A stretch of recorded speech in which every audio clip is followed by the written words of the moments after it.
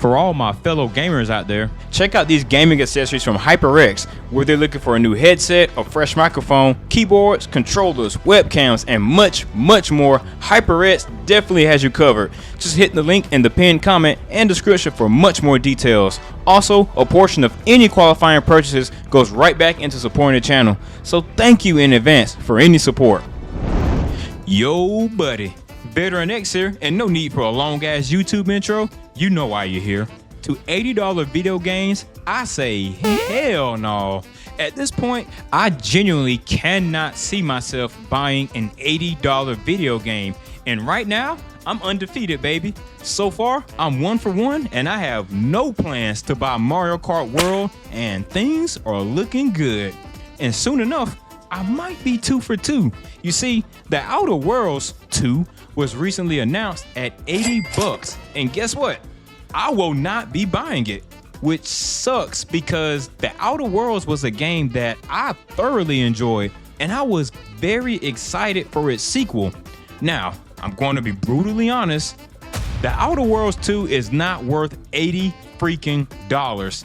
Hell, I don't think the base version of a video game should be $80, period. Can I afford it? Absolutely. I could go out and buy 10 copies of it, but that's not the point. This is not a question about affordability. There just simply comes a point at which I draw the line in the sand. No matter how you package it, no matter how feature rich it is, no matter how much time you put into developing it, a video game will always be just that, a video game. And I don't want to line the pockets of some jackass CEO who thinks they can justify $80 games. Now, of course, some people will say, but it costs more to develop games, so you should be fine with paying more. And to those people, I say, no, I don't. I really fucking don't. Why does it matter to the customer on how much a publisher spends on making a game?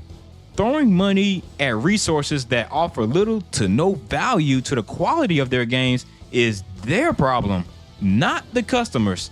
That means they are wasting their money and they can't effectively manage a budget. If you decide to spend $250 million on games that can't even break even, then that's just bad business, baby. And the customer has nothing to do with that. Especially if what you're offering is just more of the same crap you've already made, or it's just an incomplete mess. When you go to buy a loaf of bread, do you give a damn how much it costs the bakery to make the bread? Hell no. Either they offer the bread at a fair and reasonable price, or they don't get your business. That goes the same for buying a cup of coffee, it goes the same for buying clothes, and it goes the same for buying video games. It's that simple, baby. The video gaming industry is also one of the most profitable industries on planet Earth. It has seen record-breaking sales across the board, and it's not slowing down at all. And here's a hard pill for some of those $80 game defenders to swallow. These companies don't need to charge $80 or more to make a profit. They will do just fine with how prices are now. The only reason they are doing it is because they are beholden to the demands of their shareholders, and they want more money. That's the simple answer. It's always been about more money, especially for a company that's publicly traded. If you're curious on who to point the blame at when it comes to $80 games, then go to Google, take a company's name, and look up their shareholders and their board of directors. Those are the people and companies and organizations that are really driving these prices. They are the ones that have a direct influence on how things should be priced. One of my favorite things is when someone says, "Don't worry, you'll be there day one just like everyone else." And my response is, no, I won't. Just ask Nintendo if I'll swipe my credit card for the Switch 2 yet. I've been a lifelong Nintendo fan since the SNES days, and I've owned all of their consoles from the Game Boy Color to the Game Boy Advance, all the way to the 3DS and Switch. And I have no plans to purchase a Switch 2 or any other Nintendo products for the foreseeable future. Just because you and others might buy it that doesn't mean I'm gonna cave in. Believe it or not, some of us out here have self-restraint. These peer pressure tactics died off in grade school, and there is no way you're going to guilt trip us into buying $80 video games. I mean, even saying some of this stuff out loud sounds nonsensical, but that's the timeline this industry is on right now. There has been talks about Borderlands 4 being $80, and people were pissed. The head honchos even had to come out and reassure folks that the price hasn't been solidified, but I already know where my decisions lie. Borderlands is another series that I enjoy, but not at $80+. So if it drops at that price point, then I'll be 3 for 3 when it comes to these shitty prices. Elder Scrolls 6 is another video game that has been in development for a very long time. And what's stopping them from making the price $80? You already know that the game is going to have bugs and glitches at release, so an increased price tag really makes no sense at all.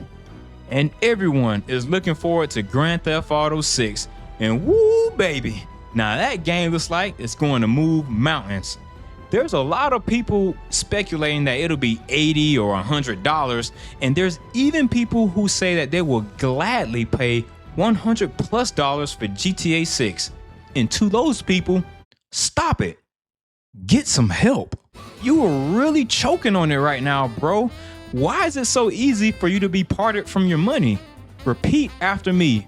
Rockstar does not need to sell GTA 6 at $80+ to make a profit.